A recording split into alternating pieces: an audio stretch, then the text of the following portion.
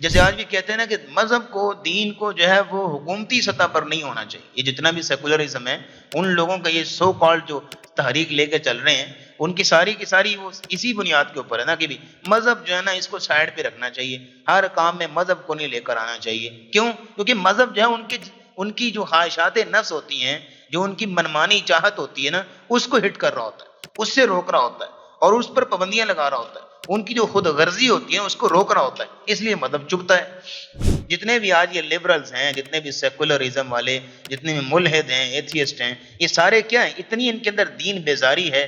جیسے وہ آپ نے دیکھا نا وہ شبر زیدی کو، اس کا انٹرویو ہو رہا تھا، تو کسی نے کہا کہ اسلام کی بات ہوئی، تو اس کو کہا گیا کہ اسلام کی تعلیمات یہ ہیں. اس نے کہا چھوڑو بکواس ہے یہ سب.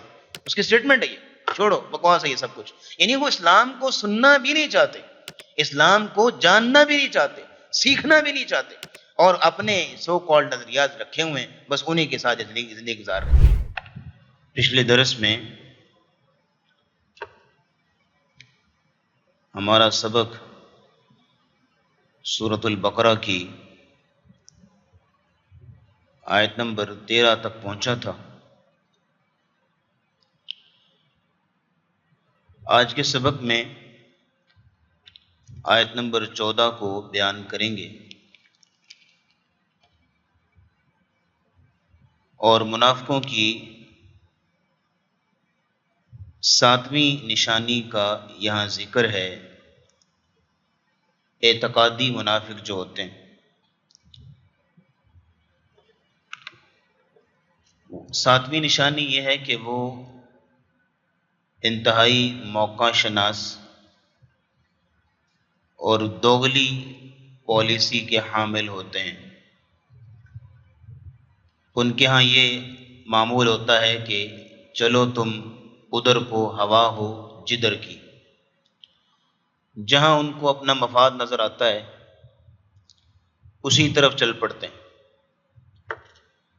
نہ اللہ کی رضا مطلوب ہوتی ہے، نہ اتباع سنت ہوتی ہے، نہ اسلام کی حمیت اور غیرت ہوتی ہے، بلکہ صرف اپنے مفاد سے غرض ہوتی ہے، اور اسی موقع کی تلاش میں رہتے ہیں کہ ہمارا مفاد پورا ہونا چاہیے.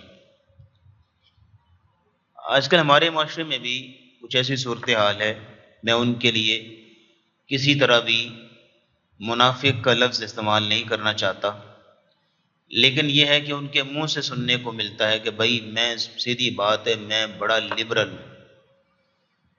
خود کہتے ہیں میں بڑا لبرل ہوں، میں فلاں جگہ پہ بھی چلا جاتا ہوں، فلاں جگہ پہ بھی چلا جاتا ہوں، مسجد میں بھی جاتا ہوں، چرچ میں بھی جاتا ہوں، میرا ایک دوست جو ہے وہ ہندو بھی ہے، میرا ایک، یعنی اس کا کوئی کرائٹیریا ہی نہیں، اس کا کوئی منہج ہی نہیں ہے، اس کا کوئی فکر ہی نہیں ہے، اس کا کوئی عقیدہ ہی نہیں ہے، کوئی کرائٹیریا، کوئی اصول ہے ہی نہیں کہ ہم اللہ اور اس کے رسول کے ماننے والے ہیں، اور ہمیں کس قسم کی حمیت سکھائی گئی ہے، اس بندے کا اس سے کوئی لینا دینا ہے ہی نہیں، کوئی سروکار ہے ہی نہیں ہے.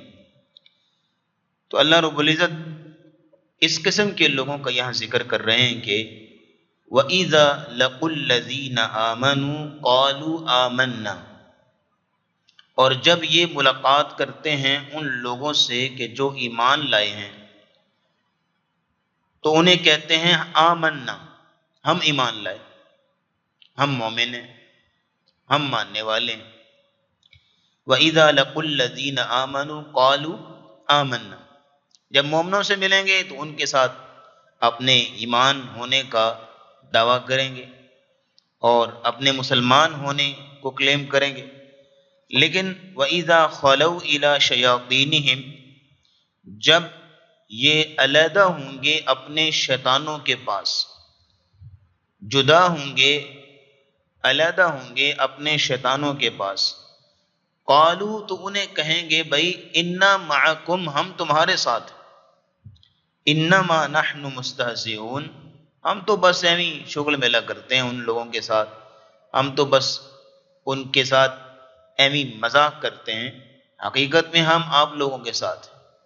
اب یہاں دیکھیے کہ اگر ایمان والوں سے مفاد مل رہا ہے تو اس طرف چل پڑیں گے، اگر یہ ہے کہ کافروں سے یا شر پسند عناصر سے کوئی مفاد مل رہا ہے تو ان کے پاس جا کے مسلمانوں کی برائیاں کریں گے۔ یعنی یہ ایک منافق کی نشانی ہوتی ہے کہ وہ نہیں دیکھتا کہ میرا منہج کیا ہے، میرا عقیدہ کیا ہے، میرا دین کیا ہے، میرا مذہب کیا ہے، بس اس کو جو ہے وہ اس کا سارے کا سارا دین مطلب اس کا مفاد ہوتا ہے، اور وہ موقع شناس اسی موقع کی تلاش میں ہوتا ہے۔ تو یہاں منافقوں کی دو قسم کی ملاقاتوں کا ذکر ہے۔ ایک وہ ملاقات ہے کہ جو ایمان والوں کے ساتھ ہے، اور وہ سرسری سی ہے، کبھی کسی مجلس میں یا کبھی جو ہے وہ راہ چلتے ہوئے اظہار کر دیں گے کہ بھئی ہم تو ایمان والے ہیں، لیکن یہ ہے کہ اپنے کافروں اور سرداروں اور شیطانوں اور شر پسند عناصر ان لوگوں سے ملاقات ہوگی تو انتہائی اہتمام کے ساتھ، انتہائی پروٹوکول کے ساتھ، اور پھر ان کے سامنے جا کے قسمیں اٹھائیں گے، انا معکم انما نحن، یہ تاکیدیں کہ ہم تمہارے ساتھ ہیں، حقیقت میں ہم تو بس ہم ہی ان کے ساتھ مذاق کر رہے ہوتے ہیں، اصل ہم آپ لوگوں کے ساتھ۔ یہاں اللہ نے لفظ بولا وَإِذَا خَلَوْا إِلَىٰ شَيَاطِينِهِمْ، جب یہ اپنے شیطانوں کے پاس واپس آتے۔ شیطان کس کو کہتے ہیں؟ اصل میں شیطان کہتے ہیں شر پسند عناصر کو، اور یہ شیاطین جنوں میں سے بھی ہوتے ہیں اور بعض اوقات انسانوں میں سے بھی ہوتے ہیں، چاہے جنوں میں سے ہو چاہے شیطانوں میں سے۔ جو شخص شرارتی ہو، شریر ہو اور شر کو پسند کرتا ہو، خیر سے دور ہوتا ہو، اسے شیطان کہتے ہیں۔ اور اس کی ڈیفینیشن بھی یہ ہے کہ شطوناً عن الحق وعن رحمت اللہ وعن کل خیر، ہر وہ چیز، ہر وہ شخص کہ جو حق سے، خیر سے، اللہ کی رحمت سے دور ہو، اس کو شیطان کہتے ہیں۔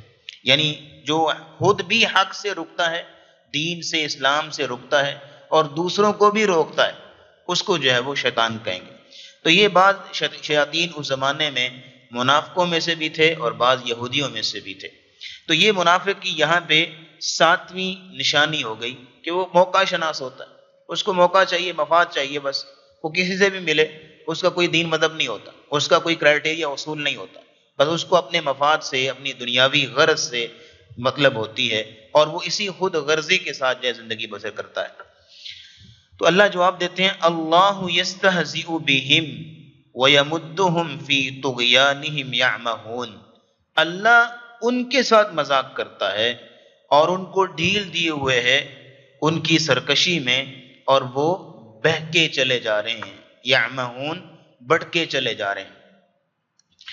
اب یہاں بھی غور کیجئے گا کہ اللہ کیسے ان کے ساتھ مذاق کرتا ہے۔ اللہ کا ان کے ساتھ مذاق یہ ہے کہ اللہ نے ان کو ڈھیل دے رکھی ہے، اور وہ اس ڈھیل کو سمجھتے ہیں کہ بس ہم کامیاب ہیں۔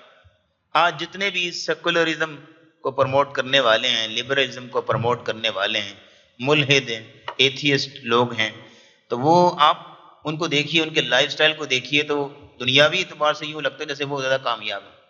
ہاں، ان کا لائف سٹائل کچھ ایسا ہے، تو وہ سمجھے ہوئے ہیں کہ ہم ہی کامیاب ہیں، ہم جس رستے پہ جا رہے ہیں ہماری فتح ہے، ہر جگہ پہ عزت ہے، پروٹوکول ہے، اور ان کو جو ہے جناب کسی کو کوئی پرائز مل رہا ہے، کسی کو کوئی پرائز مل رہا ہے، جگہ جگہ پہ انٹرویو ہو رہے ہیں، شہرت ملی، سارا کچھ جو ہے وہ شاید سمجھتے ہیں کہ ہم کامیاب، اور دنیا میں کامیابی اصل ہماری ہی ہے۔ تو اللہ نے چونکہ ان کو ڈھیل دے رکھی ہے، اب وہ اس ڈھیل کو اپنی کامیابی سمجھ بیٹھے ہیں اور اسی میں جو زندگی گزار رہے ہیں، بلکہ اسی میں نہیں، اس میں مزید بڑھتے چلے جا رہے ہیں، اور اس میں مزید بڑھتے چلے جا رہے ہیں۔ لیکن جب آنکھیں بند ہوں گی تو پھر حقیقت میں آنکھیں کھل جائیں گی، ساری حقیقت سامنے آ جائے گی، اور یہ پھر اللہ ان کو ان کے سامنے ان کی حقیقت کھول کے رکھ دے گا۔ یہ ہے کہ اللہ نے بھی ان کے ساتھ مذاق کیا۔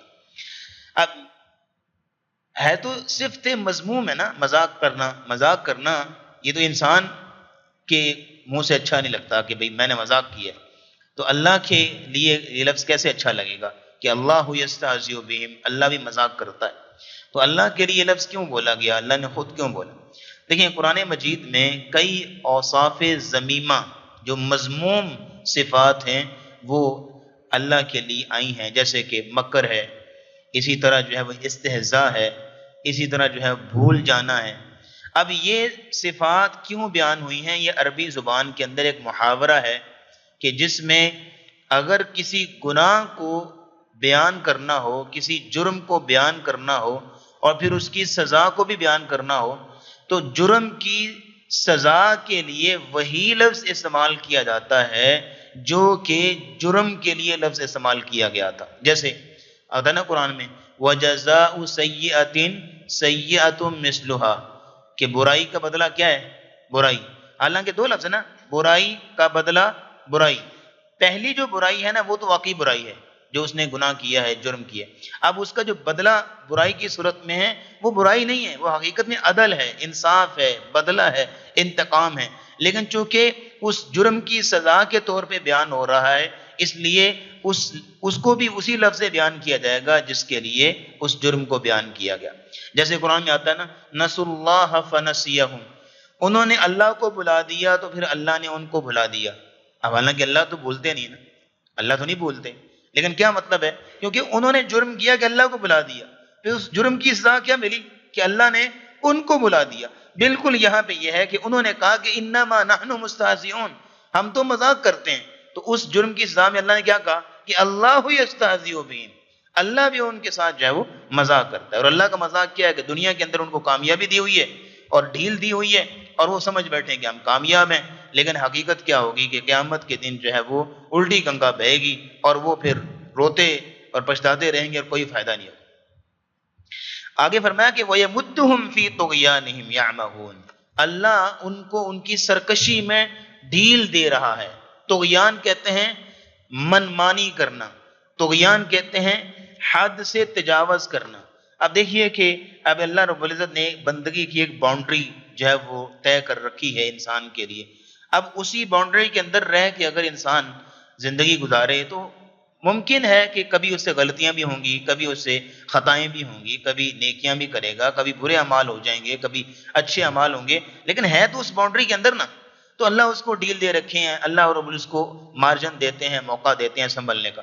لیکن جب وہ اس ریڈ لائن کو کراس کرنے کی کوشش کرتا ہے اور برائیوں میں حد سے تجاوز کرنے کی کوشش کرتا ہے تو اس کے لیے قرآن پھر لفظ استعمال کرتا ہے طغیانی کا. ان جہنم کانت مرصادا للطاغین مآبا، یعنی جو حد سے بڑھنے والے، اپنی منمانی کرنے والے. تو فرمایا گیا کہ اللہ ان کو ان کی اس منمانی میں ڈھیل دے رکھے ہوئے ہیں اور وہ اسی منمانی کے اندر بڑھتے چلے جا رہے ہیں. اور کیا کر رہے ہیں؟ یعمہون. یعمہون کا مطلب کیا ہوتا ہے؟ یہ عمہن سے ہے، عین میم ہا. عمہن کا مطلب ہوتا ہے دل کا اندھا. عمیون کہتے ہیں آنکھوں کا اندھا، اور عمہن کسے کہتے ہیں؟ دل کا اندھا، بے بصیرت، جس کا ضمیر مردہ ہو چکا ہے. تو یہ لوگ ہیں کہ جن کا ضمیر مردہ ہو چکا ہے اور اسی اپنی منمانی کے اندر زندگی گزار رہے ہیں اور اللہ ان کو ڈھیل دی ہوئے ہے. لیکن مسئلہ یہ ہے کہ اللہ ان کو کیوں ڈھیل دے رکھی ہے اللہ نے، اور اس کا اللہ رب العزت بیان کرتے ہیں سورہ آل عمران میں انما نملی لہم لیزدادوا اسما، ہم نے ان کو ڈھیل اس لیے دے رکھی ہے تاکہ یہ گناہوں میں اور زیادہ بڑھ جائیں، اور زیادہ گناہوں میں. دیکھیں اللہ نا چھوٹے چھوٹے گناہوں پر نہیں پکڑتا. یعنی اللہ رب العزت کی جو شان و شوکت ہے، اللہ کا جو جاہ و جلال ہے، یہ تو نہیں نا کہ چھوٹی چھوٹی چیزوں پہ اللہ پکڑنے لگ جائے، اور ایسا ہوتا بھی نہیں. اللہ رب العزت بندے کو ڈھیل دیتے ہیں، ایک گناہ، دوسرا، تیسرا، چوتھا، جب اس کی سنگینی بڑھتی جاتی ہے موقع دیتے ہیں کہ شاید یہ پلٹ آئے، شاید یہ پلٹ آئے، لیکن وہ نہیں پلٹتا. پھر یہ ہے کہ گناہ بڑھتے جاتے ہیں اور اس کا گناہ ہر دور میں بڑا ہوتا ہے اور ایڈوانس ہوتا ہے اور پہلے سے زیادہ تیاری کے ساتھ انسان کرتا ہے. تو اس لیے پھر اللہ اس کو مہلت دیتے رہتے ہیں. جیسے جیسے وہ معاملہ بڑھتا جاتا ہے تو پھر کیا حجت تمام ہوتی ہے تو اللہ پھر اس کی پکڑ کرتے ہیں.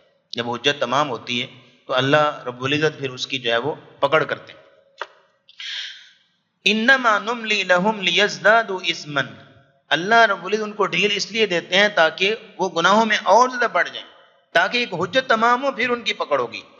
اب اگلی بات نوٹ کیجئے گا، یہاں 7ویں نشانی ہو گئی منافقوں کی. 8ویں اور آخری نشانی اللہ رب العزت بیان کرتے ہیں اور وہ یہ ہے کہ منافق جو ہے وہ ایمان فروش ہوتا ہے، گمراہی کا طلبگار ہوتا ہے اور ہدایت سے بیزار ہوتا ہے. یہ 8ویں نشانی. ایمان فروش ہوتا ہے، گمراہی کا طلبگار ہوتا ہے. تو اس کو اللہ نے سورۃ البقرہ کی آیت نمبر 16 میں بیان کیا، اولئک الذین اشتروا الضلالۃ بالہدی فما ربحت تجارتهم وما كانوا مهتدین۔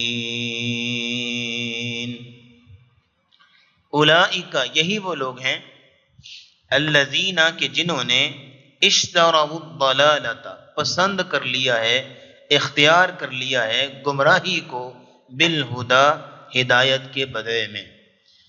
یہ وہ لوگ ہیں کہ جنہوں نے گمراہی کو ہدایت کے بدلے میں پسند کر لیا ہے۔ کیا مطلب ہے؟ دیکھیں، اللہ نے انسان کو دونوں آپشن دیے، اس کے سامنے ہدایت بھی رکھی ہے، اس کے سامنے گمراہی بھی واضح کر دی ہے کہ یہ گمراہی ہوتی ہے۔ اب یہ اس کی مرضی ہے کہ کس چیز کو اختیار کرتا ہے۔ انا ہدیناہ السبیل اما شاکرا و اما کفورا۔ اللہ کہتے ہیں کہ ہم نے انسان کو راہ راست دکھا دیا ہے، اب چاہے تو وہ ہدایت کے راستے کو اختیار کرے یا چاہے وہ گمراہی کے راستے کو اختیار کرے، یہ اس کی مرضی۔ فَأَلْهَمَهَا فُجُورَهَا وَتَقْوَاهَا۔ اللہ کہتے ہیں ہم نے انسان کے دل میں الہام کر دیا ہے، مطلب اس کو سکھا دیا ہے کہ یہ نیکی ہے، یہ برائی ہے۔ اب جو چاہے برائی کا راستے اختیار کر لے، جو چاہے وہ نیکی کا راستے اختیار کر لے۔ یہی بات یہاں پہ بیان کی جا رہی ہے کہ یہ وہ لوگ ہیں جنہوں نے گمراہی کو پسند کر لیا، اختیار کر لیا ہدایت کے بدلے، یعنی ان کے سامنے دونوں چیزیں تھیں، لیکن انہوں نے کس کو چوز کیا؟ گمراہی کو، ہدایت کو چھوڑ دیا۔ اللہ کہتے ہیں کہ انہوں نے کیا کیا؟ گھاٹے کا سودا کیا۔ اب دیکھیں، ایک بندہ ہے کہ جس نے جو ہے وہ ہدایت کو قبول کیا، گمراہی کو چھوڑا، ترک کیا، ٹھوکر ماری اور ہدایت کو سینے سے لگایا۔ وقتی طور پر تو اس کو قربانیاں دینا پڑی، آزمائشیں آئیں، مصیبتیں آئیں، تکلیفیں آئیں، سارا کچھ ہوا، لیکن یہ ہے کہ ایٹ دا اینڈ کیا ہے؟ اس نے منافع کا سودا کیا، اس نے جو ہے اللہ رب العزت کی رضا کو حاصل کر لی، اس نے ہمیشہ کی جنت کو حاصل کر لیا۔ لیکن ایک دوسرا شخص جس نے گمراہی کو قبول کیا اور ہدایت کو پیچھے کر دیا، گمراہی کو قبول کر لیا، تو وقتی طور پر تو اس کو سمجھا کہ اس کا مفاد پورا ہو گیا، منمانی زندگی مل گئی ہے، موجیں لگ گئی ہیں اور اپنا جو مفاد پورا ہو گیا، بس مزے اور سارا کچھ۔ لیکن یہ ہے کہ ایٹ دا اینڈ کیا اس نے کیا؟ گھاٹے کا سودا کیا اور اپنی آخرت کو اس نے داؤ پہ لگایا۔ یہ بالکل وہی معاملہ ہے کہ اللہ رب العزت نے اس کو یہاں پہ کلیئر کر دیا کہ فما ربحت تجارتهم وما كانوا مهتدين، نہ ہی ان کو ان کی اس تجارت نے نفع دیا، یعنی انتہائی گھاٹے کا سودا کیا انہوں نے کہ ہدایت کو پیچھے کر کے گمراہی قبول کی ہے، وما كانوا مهتدين، اور نہ ہی وہ ہدایت یافتہ ہوئے۔ ہماری زندگی میں بھی اس کی معاشرے میں کئی مثالیں ہیں کہ اب ایک اقدام کرنے لگیں، اب ایک طرف تو اللہ اور اس کے رسول کا فرمان ہے، اسلام کی تعلیمات، اور دوسری طرف یہ کیا ہے کہ اپنے مفادات ہیں، خواہشات نفس ہیں اور نفسانی منمانی ہے، اور پھر جو ہے وہ قوم برادری کے رسوم و رواج ہیں، یہ ساری چیزیں ہیں۔ اب اگر تو وہ اللہ اور اس کے رسول کے فرمان کو ترجیح دیتا ہے اور سینے سے لگاتا ہے اور باقی چیزوں کو چھوڑ دیتا ہے، تو اس کا مطلب کیا ہے کہ اس نے ہدایت کو قبول کیا، گمراہی کو چھوڑ دیا۔ لیکن اس کے برعکس جو شخص جو ہے وہ ایک طرف اللہ اور اس کے رسول کا فرمان اور دوسری خواہشات نفس ہے، اور یہ اللہ اور اس کے رسول کے فرمان کی کوئی قدر نہیں سمجھتا اور ان کو پیچھے کر دیتا ہے، اپنی نفسانی خواہشات کو، منمانی کو، اور اپنی جو ہے وہ خواہشات نفس کو، اپنے دنیاوی غرض اور مفاد کو ترجیح دیتا ہے، اس کا مطلب ہے اس نے گمراہی کو قبول کیا ہے اور ہدایت کو اس نے چھوڑ دیا ہے۔ یہ ایسے لوگ، تو فرمایا کہ اولئک الذین اشتروا الضلالۃ بالہدی، اور یہ ایک منافق شخص کی یہ سب سے بڑی نشانی ہوتی ہے کہ وہ جگہ جگہ پہ گمراہی کو قبول کرے گا، جگہ جگہ پہ گمراہی کو سینے سے لگائے گا، جگہ جگہ پہ ہدایت کو چھوڑتا نظر آئے گا، ہدایت کے اصولوں کو، ہدایت کے پراسپیکٹس کو، ہدایت کے تمام معاملات کو ترک کرتا نظر آئے گا، اور جو گمراہی کے اصول ہوں گے ان کو پکڑتا نظر آئے گا۔ اس لیے اللہ نے فرمایا فما ربحت تجارتهم، نہ ہی ان کو ان کی تجارت نے نفع دیا، اور وما كانوا مهتدين، اور نہ ہی جو ہے وہ ہدایت یافتہ ہوئے۔ اب آئیے، اللہ رب العزت نے اس رکوع کے آخر میں منافقوں کی دو مثالیں بیان کی ہیں، اس کو ذکر کر کے تو پھر یہ ہے کہ یہ منافقوں کا جو چیپٹر ہے وہ مکمل ہوتا ہے۔ یہاں تک ہم نے اعتقادی منافق کی 8 نشانیاں بیان کی ہیں، 8 نشانیاں۔ اس کے بعد اب 2 مثالیں آ گئیں۔ 2 مثالیں یوں سمجھ لیجیے جیسے اللہ نے 2 قسم کے منافقوں کو کھول کے ہمارے سامنے رکھا ہے۔ پہلی مثال یہاں بیان ہو رہی ہے، مثلهم كمثل الذي استوقد نارا فلما أضاءت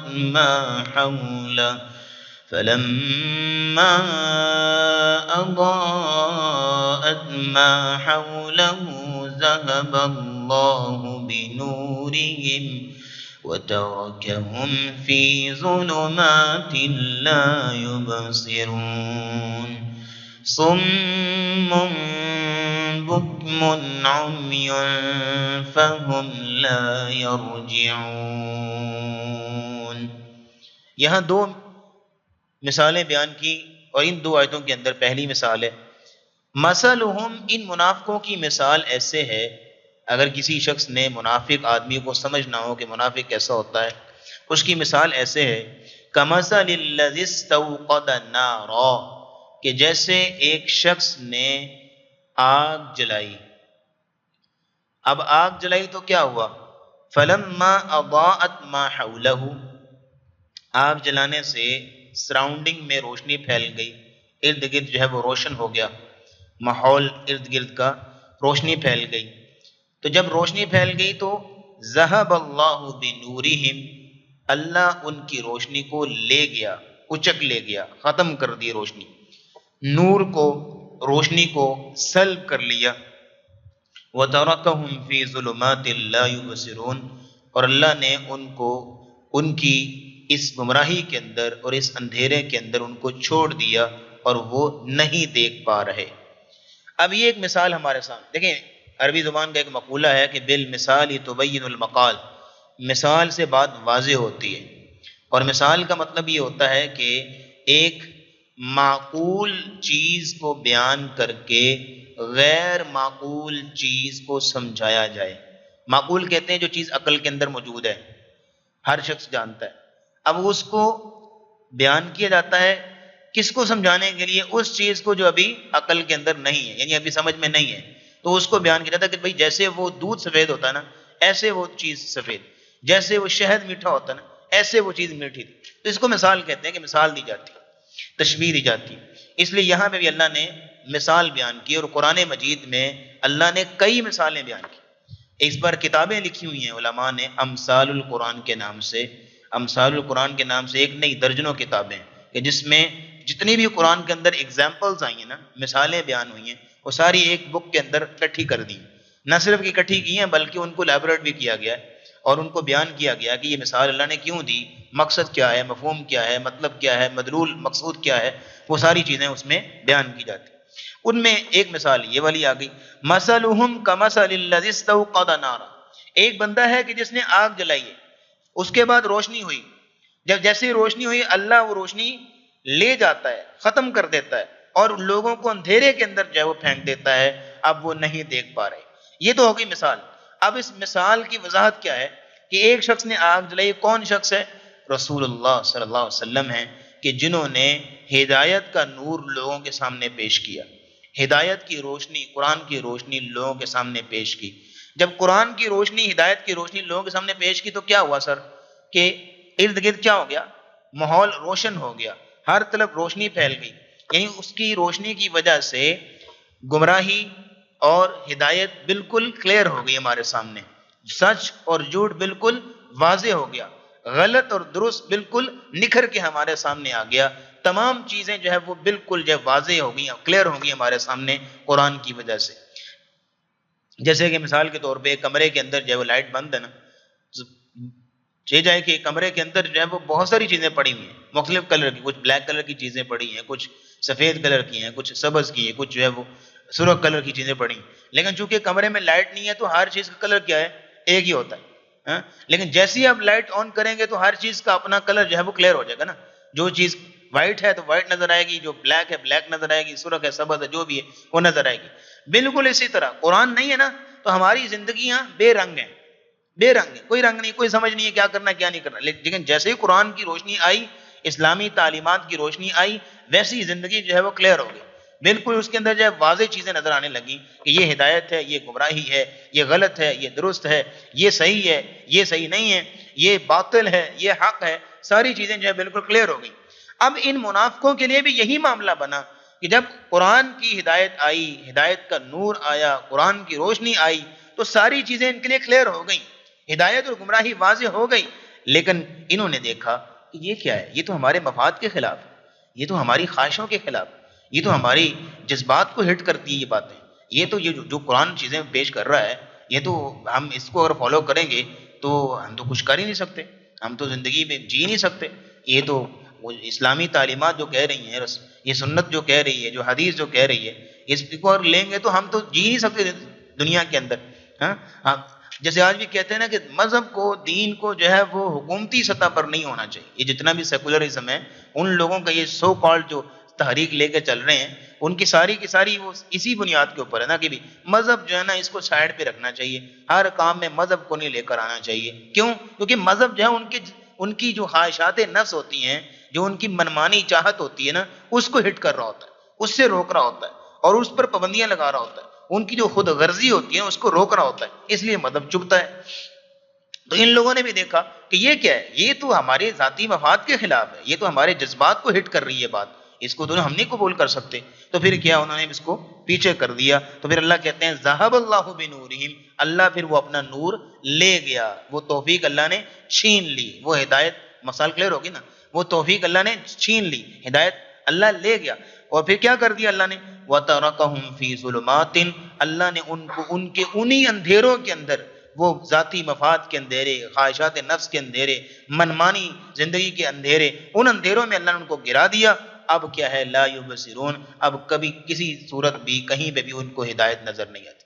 دیکھیے اللہ رب العزت ہدایت اس کو دیتے ہیں جو ہدایت کا طلبگار ہے، جس کے اندر طلب ہے، جس کے اندر تڑپ ہے، جس کے اندر چاہت ہے، اور جو چاہتا ہے کہ مجھے ہدایت ملے، یہ اللہ کا اصول ہے۔ لیکن جو شخص ہدایت حاصل کرنا ہی نہیں چاہتا، جس کے اندر طلب ہی نہیں ہے، تڑپ ہی نہیں ہے، اور اس کا اندر شوق ہی نہیں ہے، چاہت ہی نہیں، اس کو اللہ ہدایت نہیں دیتے۔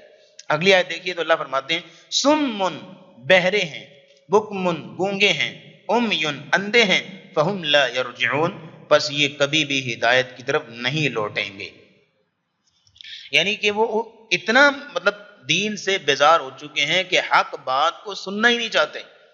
جب حق بات کو سننا ہی نہیں چاہتے تو اس کا مطلب ہے کہ اللہ کے لیے تو وہ بہرے ہو گئے نا، اور حق بات کو اپنی زبان پہ لانا ہی نہیں چاہتے، اسلام کی بات کو اپنی زبان پہ لانا ہی نہیں چاہتے، تو کیا مطلب ہے کہ وہ بکمن، اللہ کی طرف سے تو گونگے ہو گئے نا، امیون، اندھے ہو گئے کہ اللہ رب العزت کی نشانیوں کو دیکھنے نہیں چاہتے، اس پہ غور کرنا ہی نہیں چاہتے، قرآن کو پڑھنا تو دور کی بات ہے، قرآن کو کھول کے قرآن کو دیکھنا ہی نہیں چاہتے۔ تو فرمایا کہ فہم لا یرجعون، یہ لوگ کبھی بھی نہیں لوٹیں گے ہدایت کی طرف۔ ظاہر ہے کہ ایک شخص اسلام کو سننا ہی نہیں چاہتا، اسلام کو پڑھنا ہی نہیں چاہتا، جاننا ہی نہیں چاہتا، سیکھنا ہی نہیں چاہتا، تو اس کو ہدایت کیوں کر ملے گی بھلا؟ تو اللہ کی طرف سے تو وہ گونگا، بہرا، اندھا سب کچھ ہے نا وہ، اس لیے کہا سمن بکمن عمیون۔ جتنے بھی آج یہ لبرلز ہیں، جتنے بھی سیکولرزم والے، جتنے بھی ملحد ہیں، ایتھیسٹ ہیں، یہ سارے کیا ہیں، اتنی ان کے اندر دین بیزاری ہے۔ جیسے وہ آپ نے دیکھا نا وہ شبر زیدی کو، اس کا انٹرویو ہو رہا تھا، تو کسی نے کہا کہ اسلام کی بات ہوئی، تو اس کو کہا گیا کہ اسلام کی تعلیمات یہ ہیں، اس نے کہا چھوڑو بکواس ہے یہ سب، اس کی سٹیٹمنٹ ہے یہ، چھوڑو بکواس ہے یہ سب کچھ۔ یعنی وہ اسلام کو سننا بھی نہیں چاہتے، اسلام کو جاننا بھی نہیں چاہتے، سیکھنا بھی نہیں چاہتے، اور اپنے سو کالڈ نظریات رکھے ہوئے ہیں، بس انہی کے ساتھ زندگی گزار رہے ہیں۔ آخری آیت دیکھیے سورہ بقرہ کی آیت نمبر 19 ہے، اس میں اللہ رب العزت نے منافقوں کی دوسری قسم بیان کی۔ ایک قسم تو یہ ہو گئی کہ جب ان کے سامنے ہدایت رکھی گئی، ان کو کلیئر ہوگی سارا معاملہ، ہدایت ان کے سامنے آ گئی، اب یہ ہے کہ ان کو جب لگا کہ یہ تو ہمارے مفاد کے خلاف ہے، تو انہوں نے اس کو سرے سے ریجیکٹ کر دیا، چھوڑ دیا، تو پھر اللہ ان سے ہدایت کی توفیق لے گیا۔ اگلی مثال اللہ رب العزت نے ان منافقوں کی بیان کی ہے کہ جو تذبذب میں رہتے ہیں، تردد میں رہتے ہیں، کبھی آ جائیں گے اسلام کی طرف، کبھی آ جائیں گے دوسرے لوگوں کی طرف، کبھی ادھر ہیں کبھی ادھر ہیں، مطلب کوئی خاص دین مذہب نہیں۔ أَوْ كَصَيِّبٍ مِّنَ السَّمَاءِ فِيهِ ظُلُمَاتٌ وَرَعْدٌ وَبَرْقٌ يجعلون أصابعهم في آذانهم من الصواعق حذر الموت واللہ محیط بالکافرین۔ یہ دوسری مثال ہے۔ اللہ کہتے ہیں کچھ منافق ایسے ہیں کہ او کصیب من السماء، جیسے کہ آسمان سے بارش ہو رہی ہے۔ اب جب بارش ہوتی ہے تو کیا ہوتا ہے؟ فیہ ظلمات، اس میں اندھیرے ہیں۔ اب سیاہ بادل چھا جائیں تو کیا ہے؟ اندھیرا ہوتا ہے۔ اس میں بارش کے اندر اندھیرے ہیں۔ ورعد، اور اس کے اندر جو ہے وہ گرج ہے، جیسے بادل کی گرج ہوتی ہے۔ وبرق، اور بجلی کی چمک ہے۔ بارش ہو رہی ہے، اس میں اندھیرے ہیں اور گرج ہے اور چمک ہے، یہ چیزیں۔ یجعلون اصابعهم فی آذانهم من الصواعق حذر الموت، تو یہ لوگ موت کے ڈر سے اپنی انگلیاں اپنے کانوں میں دے لیتے ہیں، یعنی مارے خوف کے، ڈر کے، اس آواز کی وجہ سے اپنے کانوں میں دے لیتے ہیں، ڈر کی وجہ سے، موت کے ڈر کی وجہ سے۔ واللہ محیط بالکافرین، چاہے جتنا مرضی بچنے کی کوشش کریں لیکن اللہ ان کافروں کو گھیرے ہوئے ہے۔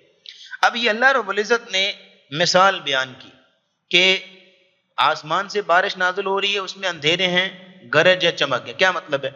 جو آسمان سے بارش نازل ہو رہی ہے یہ قرآن مجید ہے، جو قرآن اتر رہا ہے اور نبی اسلام کی تعلیمات اتر رہی ہیں اور ہدایت اور اللہ کی رحمتیں جب اتر رہی ہیں، اسلامی تعلیمات آسمانوں سے ہم تک پہنچ رہی ہیں اور اتر رہی ہیں۔